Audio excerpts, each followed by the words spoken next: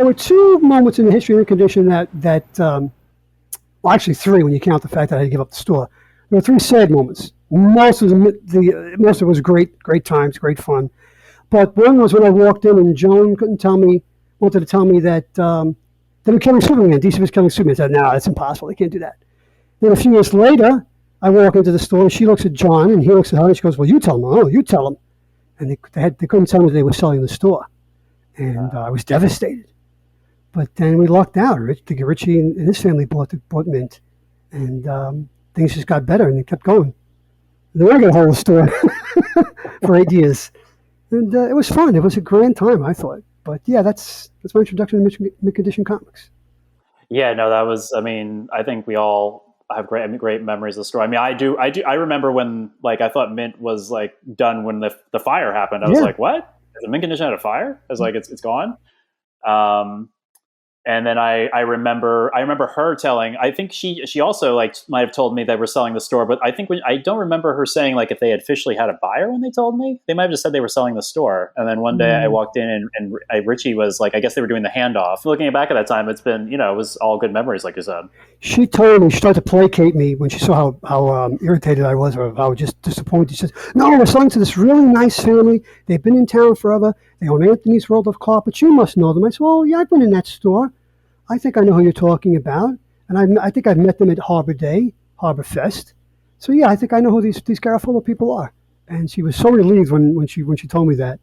Because the day she had to tell me she was selling the store, it wasn't easy for her to tell me that.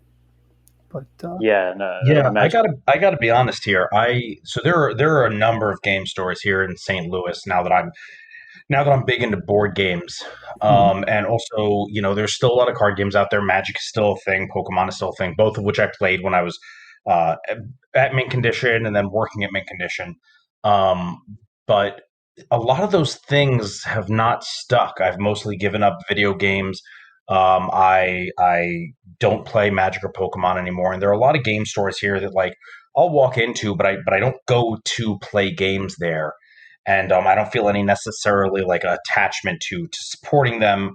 And it's because of the people. That's ultimately what it is that really kept me coming back to Mint Condition. Because honestly, I was playing Magic at school and we could play Magic at somebody's house. So I could have just gone in there and bought a couple of packs of cards and left. The reason I kept coming back to Mint Condition because the store was cool, but also, again, for people who haven't gotten this, it was like it was kind of hole in the wall. It stretched back kind of far, but it wasn't like a big. It's not like Neutral Ground in New York City where it's like 2 floors of comics and graphic novels and stuff. So it wasn't a huge place either. But because of Richie and his family, I wanted to be there. So even when I was working at Mint. It was pretty reliable that if I wasn't working on the weekend, then at least one of my days off I was coming in to just spend time. Or Wednesdays were the best because that's when all the new comics came in. So if I timed it just right, I would catch James and Rich there, and then Joe might come in later on, so I had to be there a little bit later, and a couple of other people would come in for their new comics, and we could talk about the stuff we were excited about. So for me, you're absolutely right, Joe. We got incredibly lucky with Richie and his family buying the shop because there's no way, not a chance in hell, that I would have actually kept coming back to the store if it weren't for like what incredible people they are. Oh, completely agree. Yeah, I agree. I mean, it was a family environment. Like you said, it was a place it was our jobs, and then we also hung out there at our jobs. It's not many jobs you say like after work I'm going to also come back to my job on my day off or after hours or stay longer than I had to be at work. Right. And it's funny too, because, looking back, I can appreciate the experience that I got working there because I'm somebody who, as I've gotten older, I've been very lucky and I've had a lot of good managers and bosses. But if I've ever had one that I don't like, I've left the job. I've not felt the need to stick around regardless of circumstance because I learned very, very early, because this was my first job was Mint Condition.